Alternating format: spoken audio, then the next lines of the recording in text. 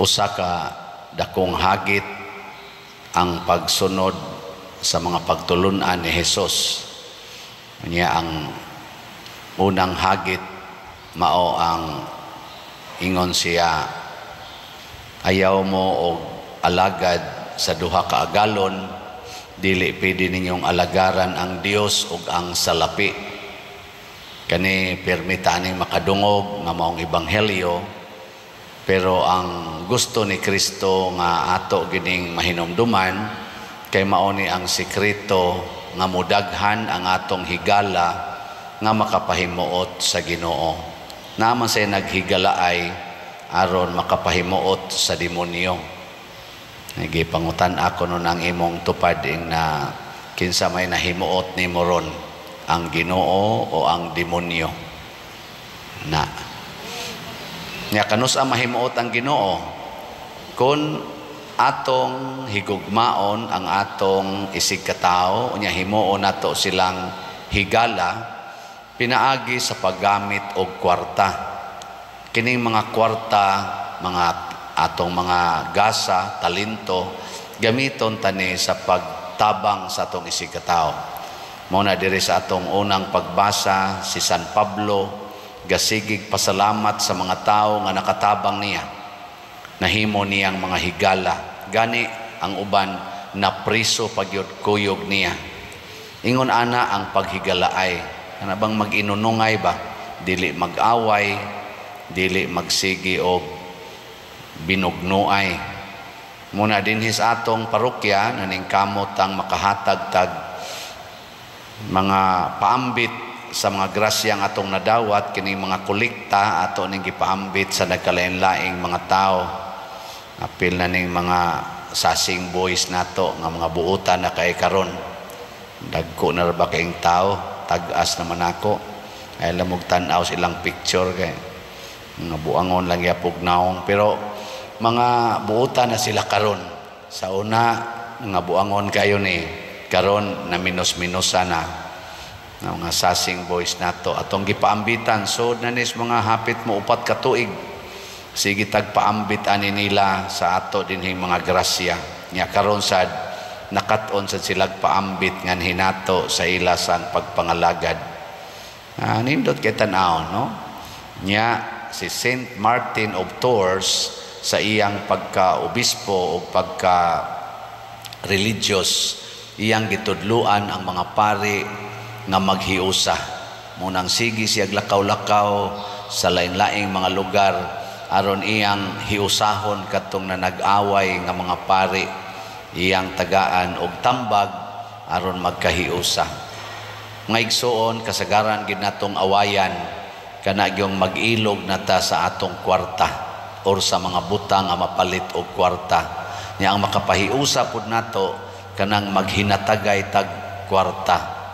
Nga bitaw na panahos eleksyon, magkahiusa silag butar kay matod pas istorya wa man sa ko kapruiba nga ako yung naaktuhan, hatagan og kwartas mga politicians. Nya kadtong nakadawat og kwarta, musunod to, mubutar to sa partido nga nagsigig hatag nilag kwarta.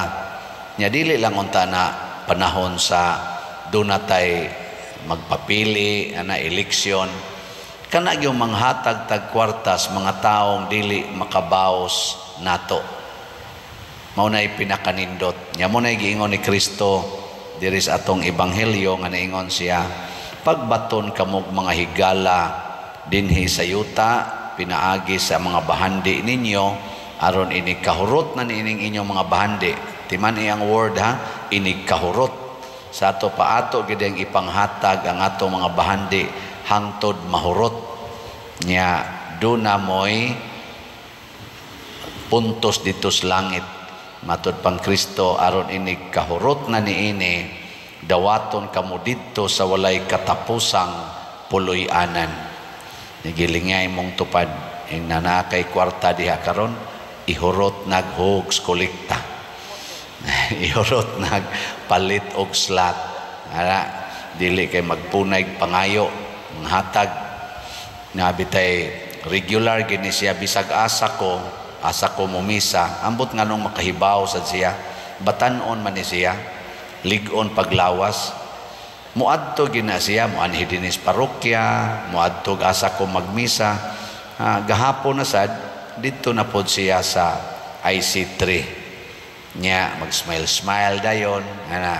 Nya, mukalit dayong ingon, pader, na kay para pamliti diha, nata ko'y plitihanan, wa na ko'y kwarta. Nako, pirmi magidini mong buhaton. Nako, lagsik mga ikaglawas dong. Kanus aka ka makaton og panghatag, no? Kanang di naunta ka magsigig pangayo para las imong kaugalingon. Og mangayo man ka, parihan na itong gibuhat, baligya tagslat para sa uban. Nako, pagkat og hatag dong, aron dili na ka magsigig pangayo sa imong kaugalingon. Mo na ingong Kristo. Nya, matod pastubag nato sa Salmo, daygon ko sa kahangturan ang imong ngalan o Ginoo. Pinaagi aning atong pagsigig panghatag ang mga tao mudaig sa Ginoo. Labi na gyud kun ato ning gihatag tungod kay nahigugma tas Ginoo, pinaagi sa atong isig katao. Muna kamong namalit og slots dinhi, aning atong sitiyo, kaning atong disap. Kami nga ako, labi na gyud ko nga inyong gitagaan ining maong pabor. Makapasalamat yung ko sa Ginoo. Og nagampo ko kanunay na kamuusab makatagamtam sa mga kaning gitawag na tog abundance gikan sa Ginoo. Kanabang makaingon na gitang bisan pag naay mga problema, bisan pag naay kalisdanan, makaingon ta, wala na akong hahanapin pa. Gikono, katapusang lingi sa imong tupad, ding nakono na siya, wala na kay gihanap-hanap. Orang imo bakang mata mo'y hanap na.